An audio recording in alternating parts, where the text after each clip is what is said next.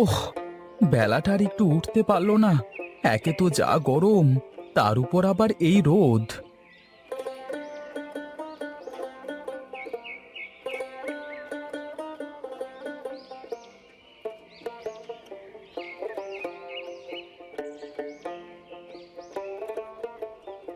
কি রে ভোলা, আর কত দূর কাজ? এই তো রে, আর সামনের এটুকু হলেই তো হয়ে যায়, কিন্তু গরমের যা অবস্থা।